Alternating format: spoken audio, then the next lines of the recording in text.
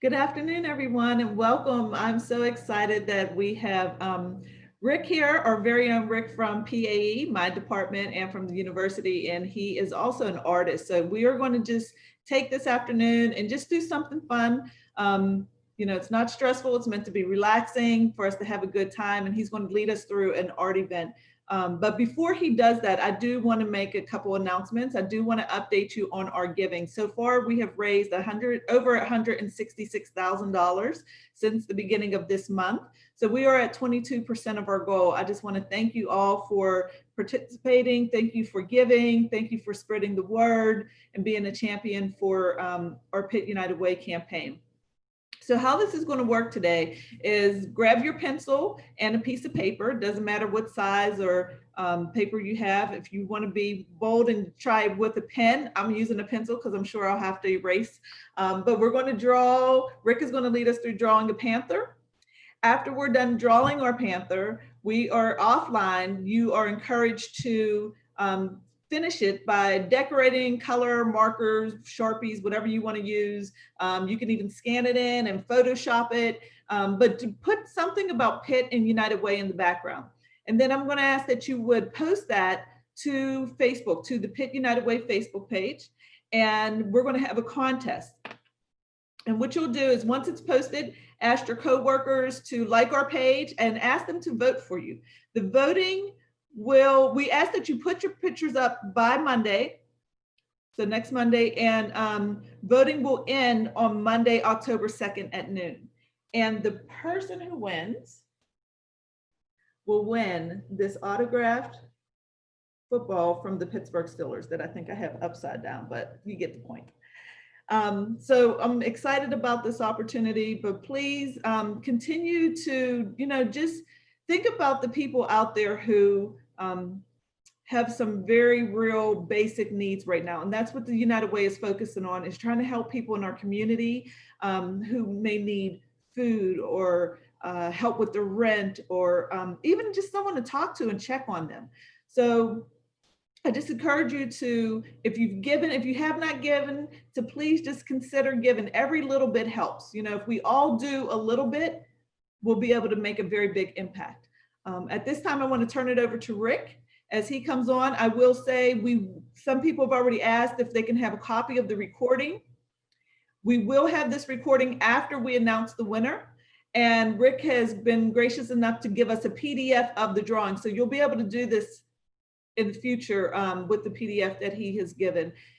Please also take the chat and post any questions you may have for Rick as he's going through that. And Ashley behind the scenes will get those questions out to him. And Kate is also in the Q&A. So if you have any questions related to United Way or the Pitt United Way campaign, Kate is there to help with that. And Rick, once again, thank you so much for being with us. Well, thank you for the invite. I'm really happy to be here, and doing this is my second time doing a Panther tutorial, first time for the United Way. So I'm very happy to be contributing my services to an organization that I always contribute to, and so we'll get started on this. And Kelly, you mentioned people grabbing a pencil and paper. Some are using a pen. I'm going to use a Sharpie because when I did this before, I tried doing it in pencil. I said, "Can everybody see that?" They said no. Then I got another pen. I said, "Can everybody see this?" And they said no. And I'm like, "Well, how about a Sharpie?" And people were able to see that. So I'm going to use a Sharpie now. Some of the lines that we're going to make, particularly a lot of these initial lines that we're making, are kind of guidelines that aren't meant to be a part of the final image. And so that's why I suggest for people to use a pencil, so that when we're all done with this, you can go back and erase the lines that kind of aren't meant to be there. Or the other thing you can do is, as you draw this in pencil all the way through, we're done with it, you can go back over with a pen, a Sharpie, or any other kind of pen, and just go over the lines that are meant to be part of the drawing. If you are using a pen, like a ballpoint pen, for example, to go through this process, then when you're done, you can use a Sharpie to go over the lines of the drawing. And not go over the lines that are meant to be the guidelines. So with that being said, now I did kind of draw this on Panther with a pencil, because when I draw and paint, I'm always standing right in front of the board. And if I do that here, you're not going to be able to see what I'm doing. So I'm like kind of drawing off to the side. And to make sure I'm doing it right, I kind of did it in pencil last night first, so that I can see what I'm doing correctly. So if you are seeing some pencil lines, everybody's computer is going to be a little bit different, I guess. You might be seeing some pencil lines already on there. Don't worry, that's going to be part of what we're doing. So we're going to start off by just drawing a circle. And I would suggest whatever kind of size paper you're using, when we draw the circle, we're going to draw the circle just slightly above the center of the paper. And when we draw the circle, we're going to leave just a little bit of space on each side of the circle, so that the circle isn't going from end to end. So let me show you that. I'm going to start by drawing a circle like this. Now that's maybe not a perfect circle, and that's the other thing I want to mention too with this particular drawing of a panther. It's not a scientific illustration, so we don't have to be exact. When I try to draw a circle, doesn't have to be exact. When we cut it like halfway through with the horizontal line, it doesn't have to be exactly halfway through. The line doesn't have to be exactly horizontal. A little bit of variations here and there, imperfections, if you will. Those are fine too. Don't worry about that. So the next thing we're going to do is we're going to cut this circle in half with a horizontal line. And then after we do that, we're going to cut this circle in half again with a vertical line.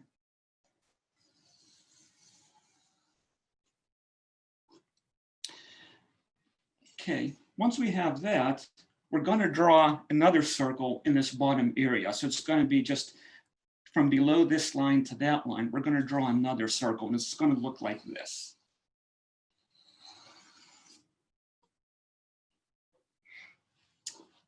And then next thing we're going to do is we're going to cut this circle in half with a horizontal line, just like that. Doesn't have to go the whole way through the circle like we did up here, just something like that. And after we do that, we're going to find the halfway point between the line we just drew and the bottom and cut that in half again, like that. And once you have that done, we're going to draw a U shape underneath what we just drew here. And the way some people make U's, it's at the bottom, it's almost like a V. Other people, the way they draw U's, it's more like a broad U at the bottom. So we're going to draw more like a broad U at the bottom. So it's going to look like that. Okay. Next thing we're going to do is I call this the 1950 Chevy Bel Air logo. If you're familiar with old cars and the Chevys of the 1950s, the Bel Air logo, it was a V, but it wasn't like it'd be like this. It's like a very kind of almost a flat V like that. So we're going to do a somewhat flattened V using this direct center of the circle as the coming together point. So our V will look something like that. And again, your angle of V doesn't have to be exactly like this, just approximately, like that. And then we're going to come down here to this bottom horizontal line, and we're going to make another V connecting it to the top here. And this V is going to be not as flat as this V, a little more of an angle up. So it'll look like this.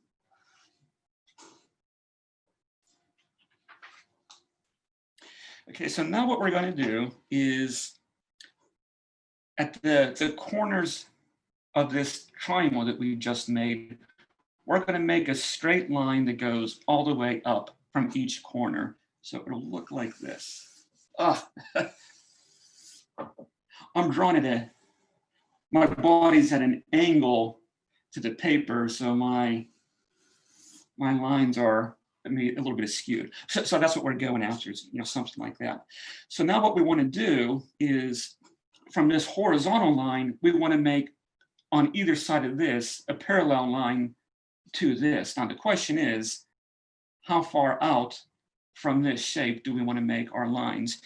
We're going to make it equal distance to this. So what I do for something like that is, you could use a roller, but you don't need a roller for something like this. All you need is like another sheet of paper. And if you don't have one, just go approximate. So what I do is, I'm like, okay,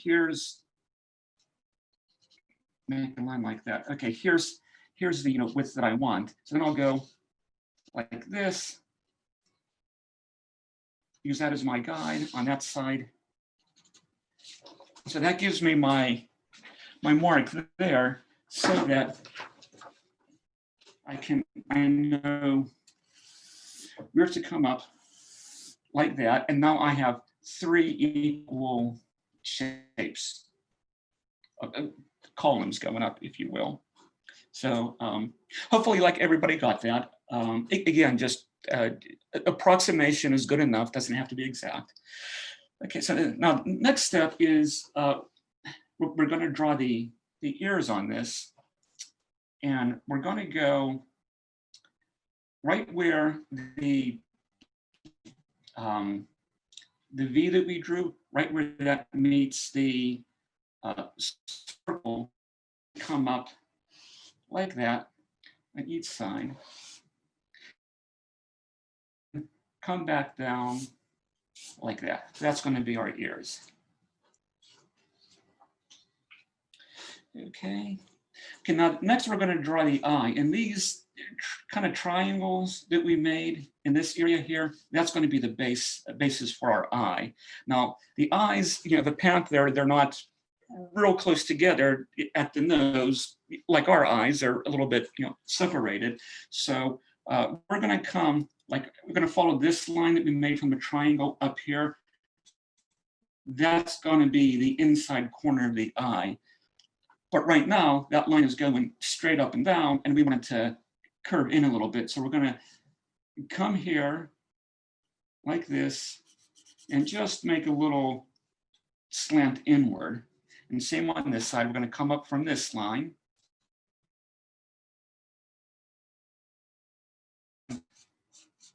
Inward like that. And then what I do here, because I like, but when I'm drawing humans or animals, that the top of the eye, I like to have that a little bit of a bold line, because that just gives a little more character to the person or animal's eyes. And so I'm just gonna come and draw like a bolder line to the end of this line here, and then maybe even make like a little gable right there at the end. And do the same thing on this side. And just a little gable like that. Now the bottom of the eye is not going to come all the way down to this horizontal line. But we want to come close to it. And we're going to come in this corner here. We're going to draw a line inward. And what I do is, like, from this point, I kind of have an imaginary line that goes to the corner of the nose. So do that, come down, but don't come all the way down to this line, stop a little bit before. And then we'll do the same thing over here. From this point, draw a line to the corner of this nose, but stop a little bit before you get to that horizontal, something like that. And once you have that, we can connect it to this point here where we started the eye. Just like that. And that gives us the shape of our eyes. And then what we can do is, once we have that, we can make the little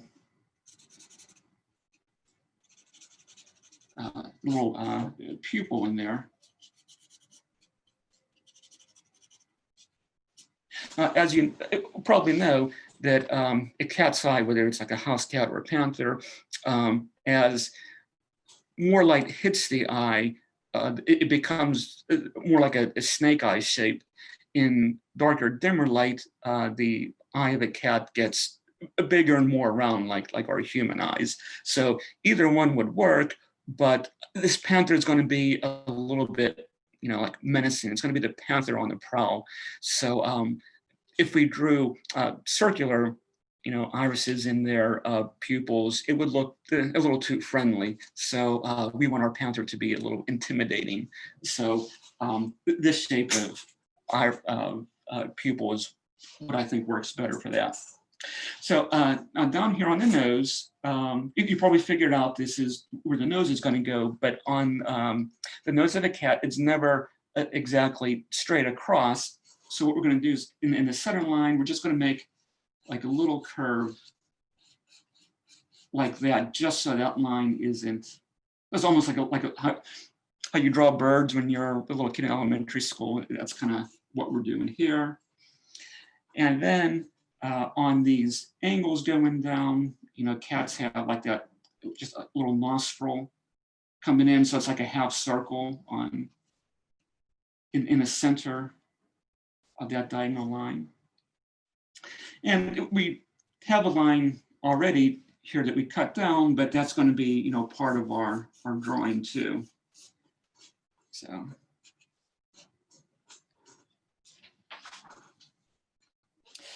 Okay, so just like we made this horizontal line, not a perfect horizontal, we're going to do the same thing with the top of the head, because the top of the head of a cat, but likewise, it's not like a Frankenstein cat where it's completely level across. There's a little bit of curvature to that. So we're going to come from the center line, just a little bit down from the top, from the center line here, and then just connect it to the ear, like that, and same thing on this side.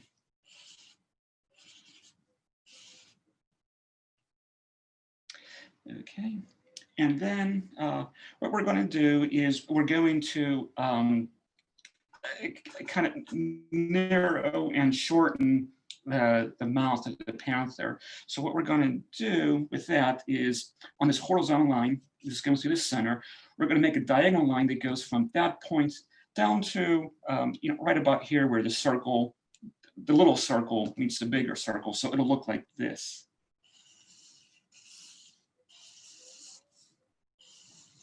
And we're going to do the same thing on this side.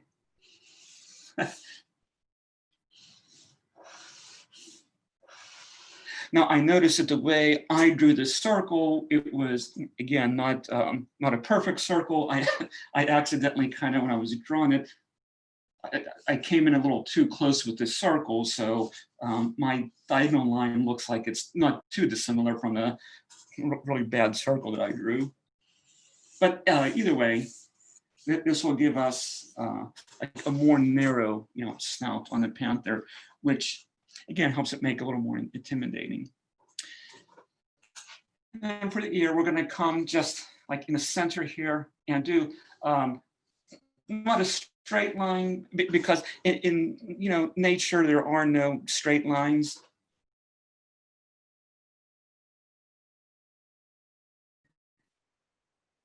The center here to center up there, we just put like a little curve to it. Yeah.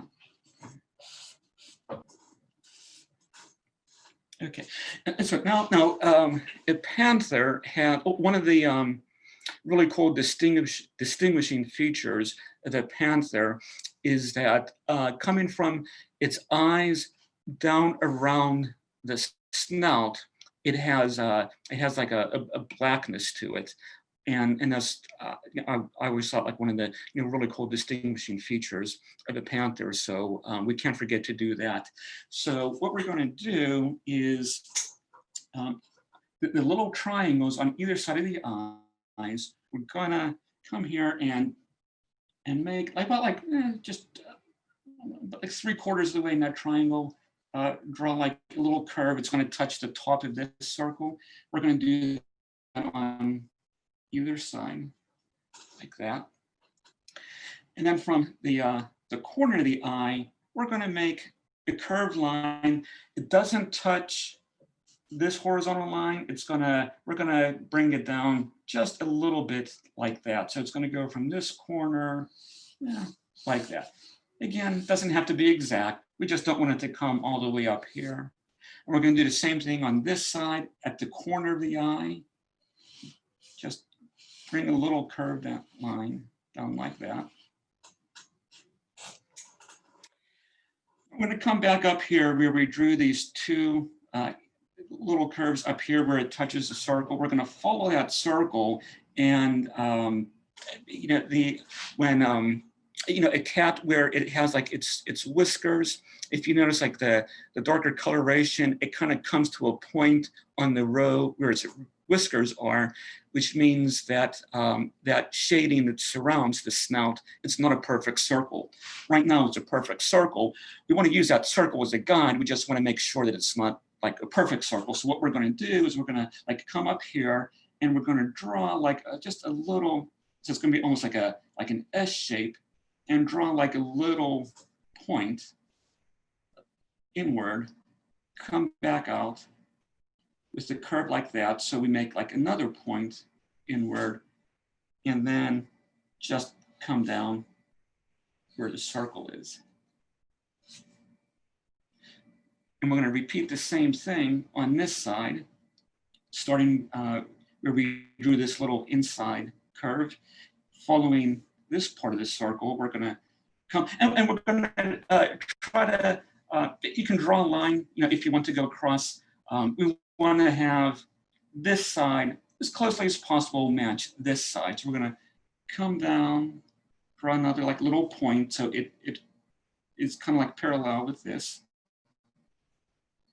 Come back out again, make another point using that circle as a guide, and then come back down like that again. Okay, so now what we're going to do, just so you can kind of see what's going on, is you know, take your pencil, pen, whatever you're using, and just color that in a little bit.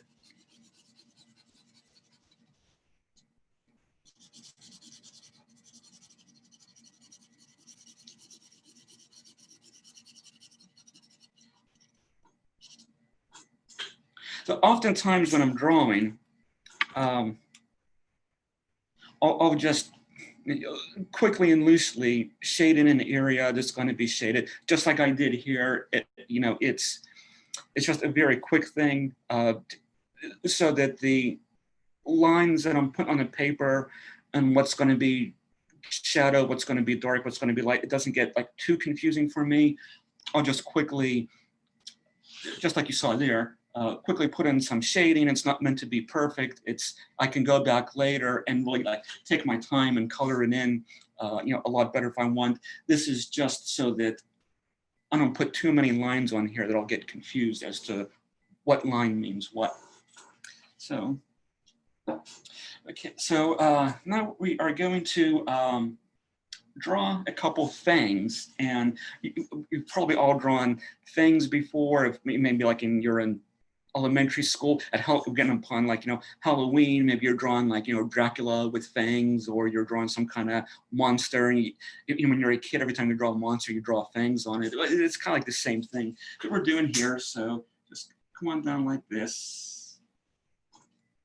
And again, like the fangs aren't like a straight V. There's like a little bit of a curve to it. So like this.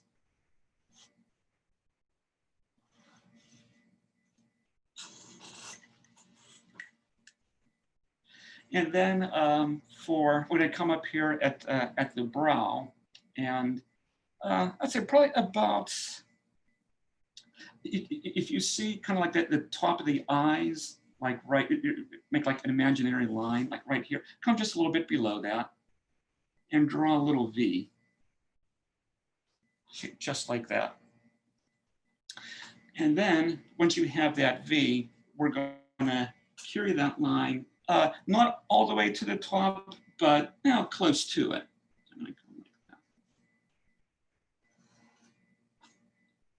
And then once you have that, we'll just kind of color that in a little bit too.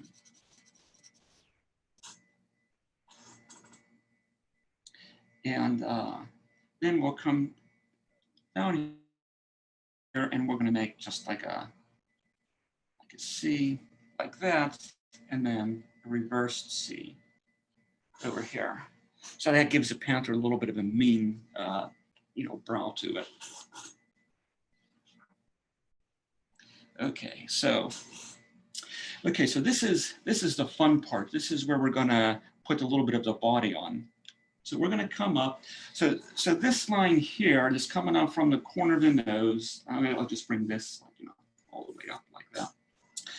This line here is, we're gonna go just a little bit above the head off of this line, and we're gonna make like a candy cane shape almost over around the ear, and we're gonna bring it down to make it touch this horizontal line. And it's gonna look like this, come just a little bit above the head,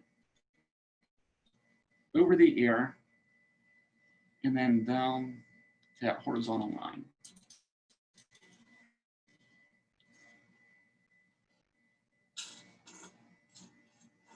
And once you have that, we're gonna come from this line, and we're gonna go behind this ear and bring it down to like just above this horizontal line. So it's gonna look something like this. Behind the ear.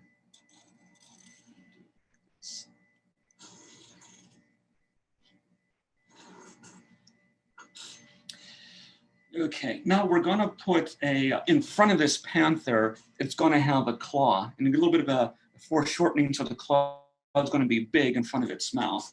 So a little bit below your U shape, we're gonna draw a straight line, horizontal line that extends beyond the area of the U. So it'll look like that.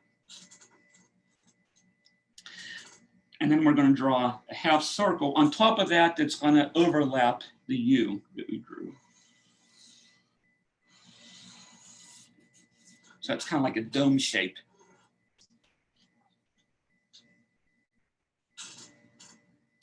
Okay, and we're going to come over here just above the bottom of the circle like that, and draw another horizontal line up to there. Not as big as this, not as wide as that, shorter than that line.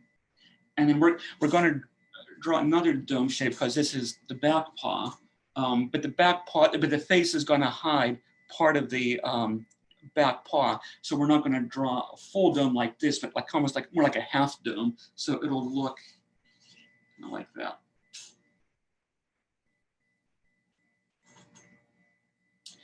Okay. Down here with the U, we're going to draw an inside line parallel to these two, so it'll look kind of something like that. And this, I actually should have brought this U shaped in a little bit more like that, and then draw a parallel line like that. And since we're in the mouth, let's work on the tongue. That's going to be almost like a very kind of stretched S shape, so it'll look like that. What we're doing here is we're just drawing an S that is very stretched out, elongated. And then we're going to come over here on this side of the fang, and we're going to mirror that S shape. So it'll kind of be just a reverse, like a reverse S shape. And once you do that, we're going to color inside the mouth, from the inside line that we drew, and we're going to keep the tongue and the fang white, so it's going to look kind of something like this.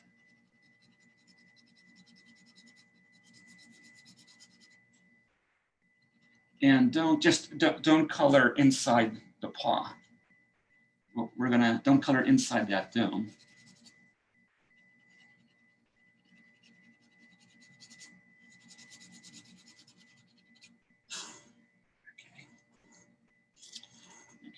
Now, on inside the paw, we're going to draw the only thing that I can describe, and it's like perfect time to be here for this, is candy corn. We all know what candy corn looks like. We're going to draw little candy corn shapes, 4 of them inside the paw. So I'm going to draw, not right in the center, but just off center, draw the first one like that. And at the bottom here, make it like slightly curved. Draw another one, another candy corn shape, and then slightly curve the bottom. And then a candy corn shape on each side.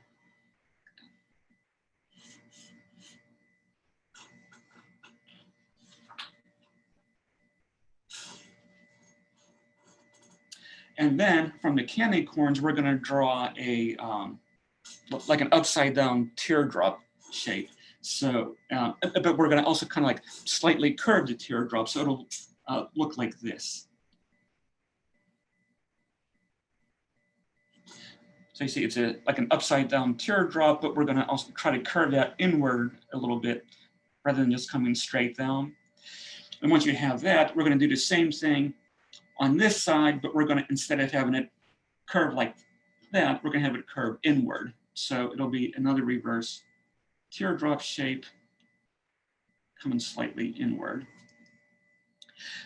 And then for the 2 claws in the center, we can just make those coming straight down. So it'll be teardrop shape like that.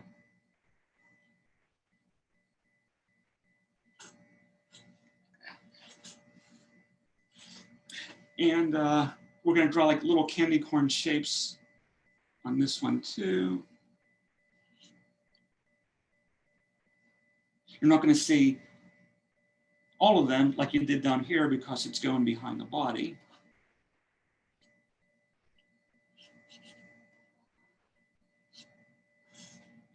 Okay. So now what we're going to do is this up here, this is like part of the back and like the upper thigh of the panther. So we're going to make a hind leg now to connect this part of the body with the paw. And we're going to do that by making like another candy cane shape that we're going to come where this V is, where it comes and intersects, that part of the body. That's going to be our starting point. And we're just going to bring a candy cane shape from here down to the paw, so it'll look like this.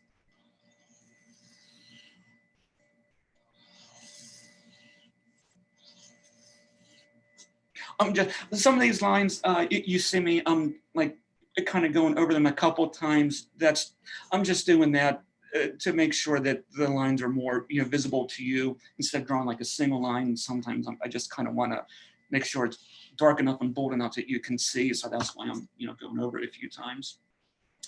And now we're going to connect this side of the body to the paw in front. So we're going to come down here where this horizontal line where the back leg on this side meets the line. We're going to come and we're going to draw just a straight line from here down to where just beneath the side of the mouth. But again, there's no straight lines in nature, so we're going to make that curve. And I think it'll look better if, instead of curving it outward, if we curve it inward towards the panther, it'll look a little better that way. So we're going to come from here and draw a slight curve inside like that.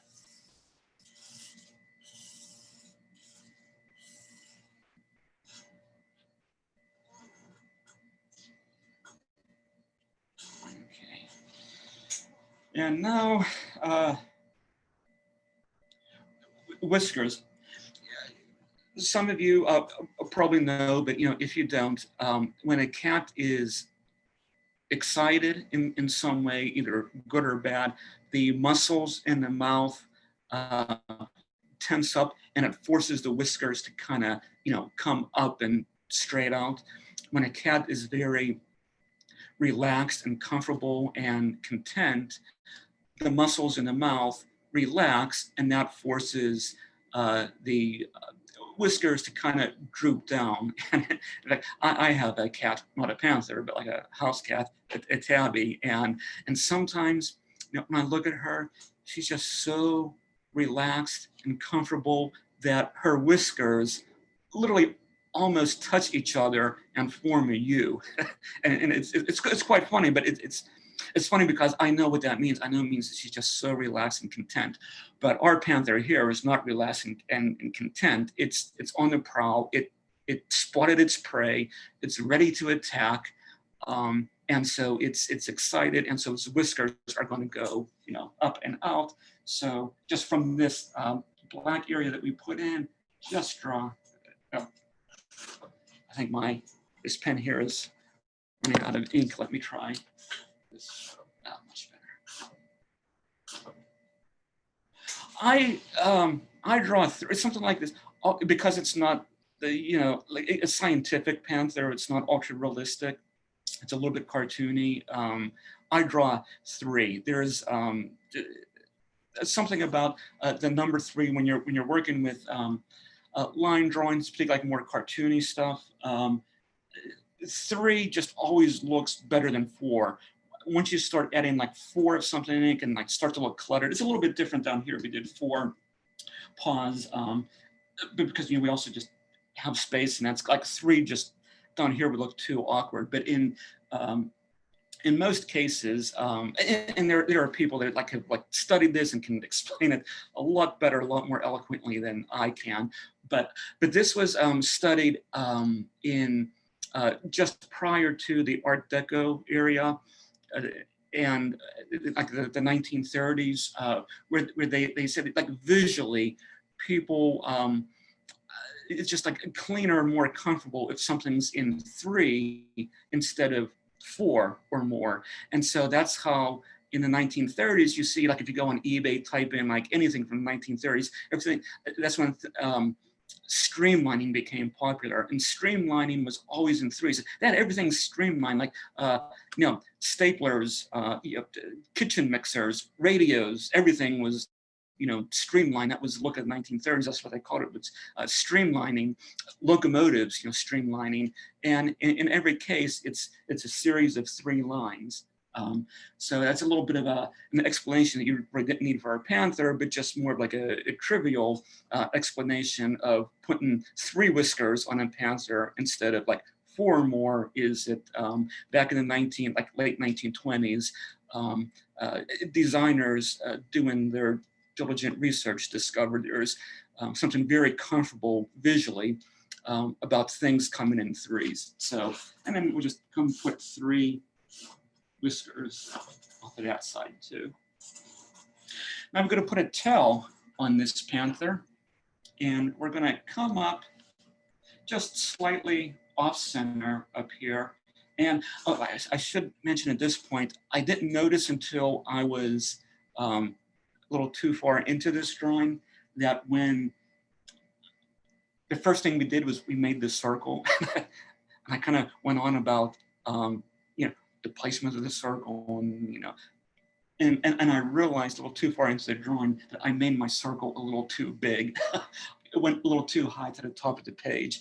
But anyhow, there's still enough room to put a tail up here. So just slightly off center, we're going to start, and we're going to make like an S that fell over on its side. So it's going to look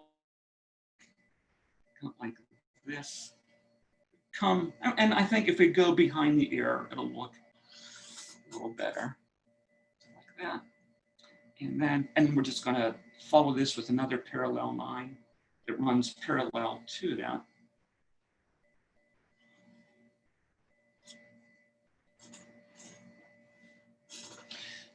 And so that's, and one other thing, I forgot this, down here, again, we're talking about like, not a perfect circle. So you want to come down and at the bottom of this area and just kind of flatten that out a little bit, make it a little curve inward up there.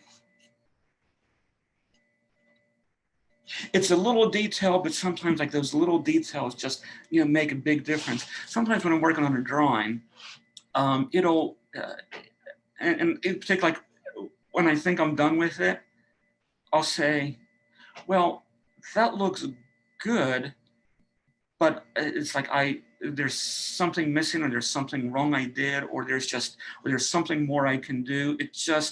I know it could be better, but I don't know where or how, and I'll keep looking at it and finagling with it, and I'll try this, and well, that, no, it kind of still looks the same, and I'll try to tweak something else. I'm like, no, that doesn't look any better.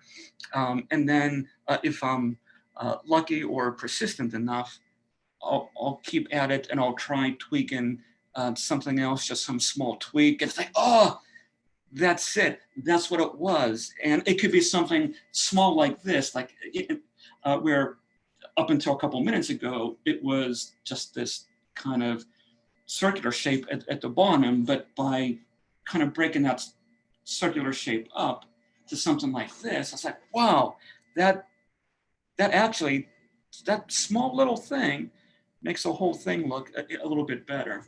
And so, so now that we're done with the panther, that's a point that I want to stress, is that even though we're done now, there's a lot more that we could do with it, a lot more tweaking. So, for example, like as I'm kind of looking at the guide that I made as a reference for this, I noticed that the panther that I originally drew, right up here where we curve the lines in at this horizontal line, that this area here, it's kind of circular that kind of comes in. And I think if I were to, go back and, like, after this Zoom webinar here, if I were to, go back and tweak this a little bit, one of the things I would do is I maybe kind of bring this horizontal line,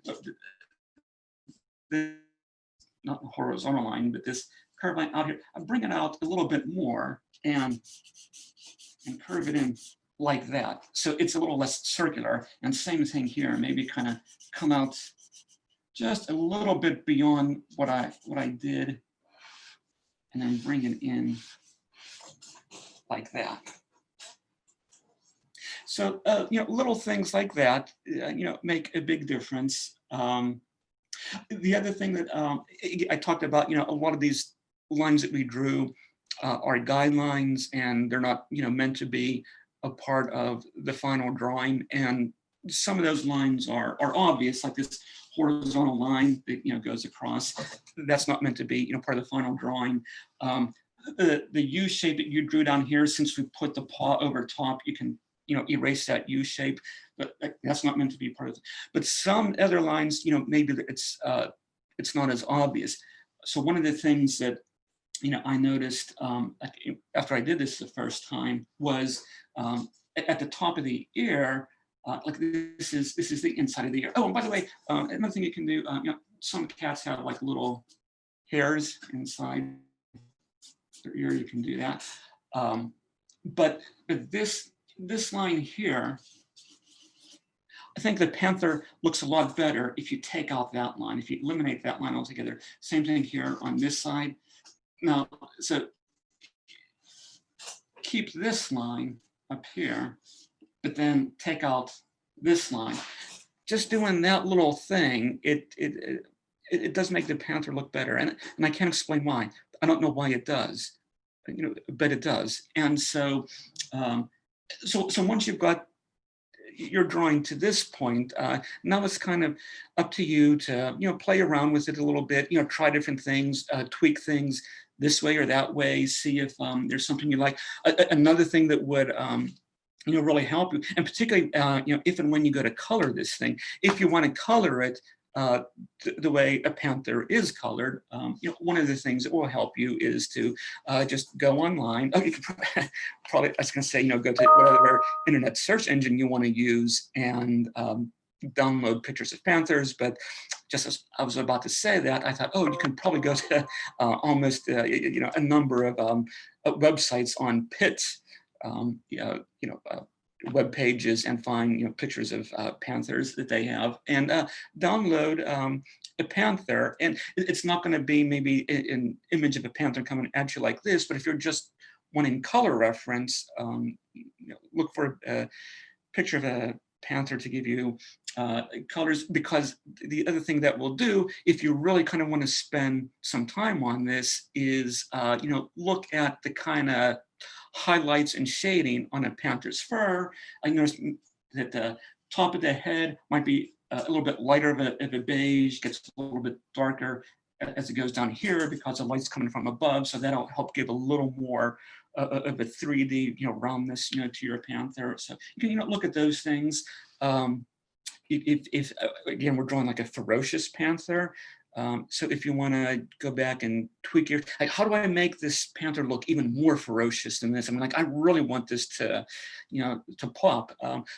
Go online, look for, pictures of panthers, or even actually like, tigers, lions, any kind of, cat, and find images, where they're like really kind of, grounded and have that intimidating face, and look at some of the structure of what their face is doing, and then ask yourself, okay, is what I'm seeing in that photo, can I implement that somehow into what I've already done? So there's a lot of ways that you can go back and work on this.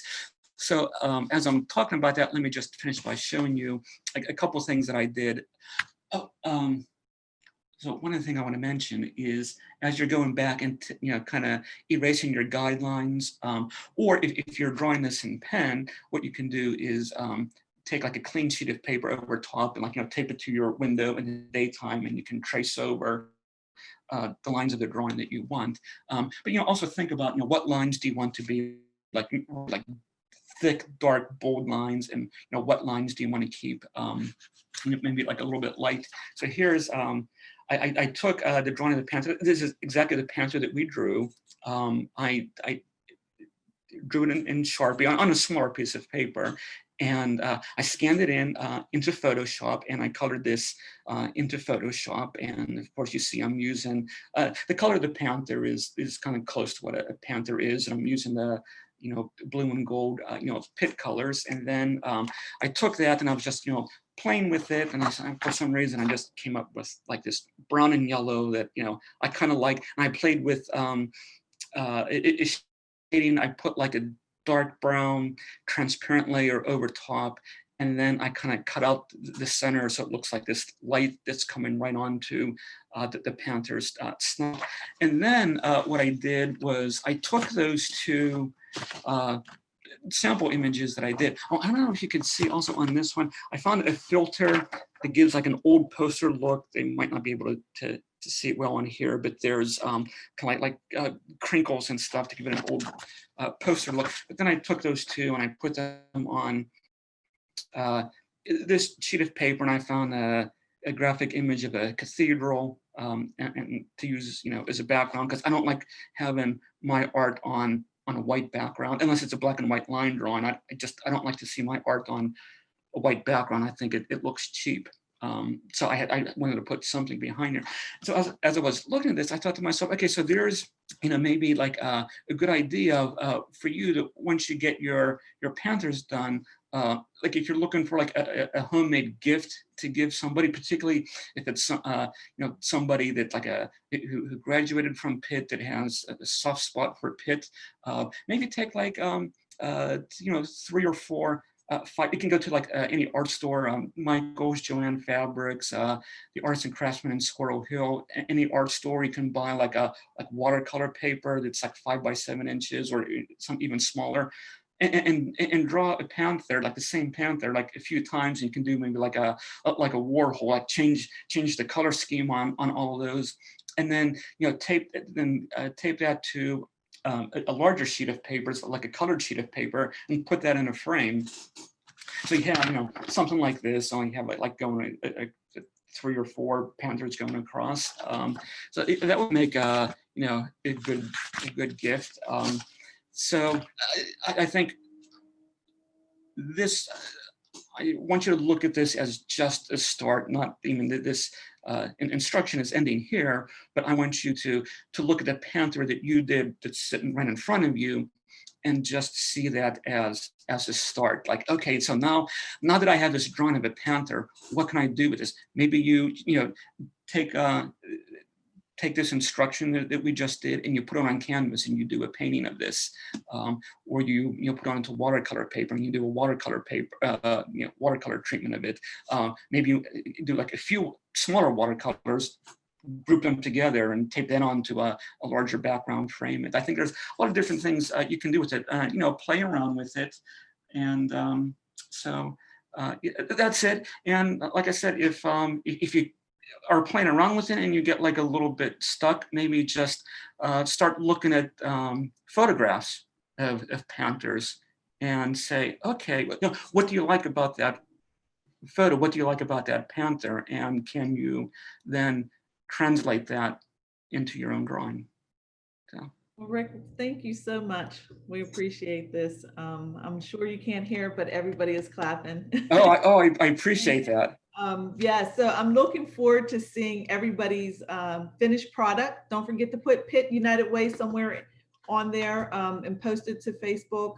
Again, we'll have the draw, or whoever gets the most likes will win the football, but have fun with it. Thank you for your time, everyone. I do want to mention that Duquesne University has challenged us in a Pitt versus Duquesne trivia challenge, where proceeds will go to United Way. So you'll hear more information about that, and that'll probably be sometime early part of 2021.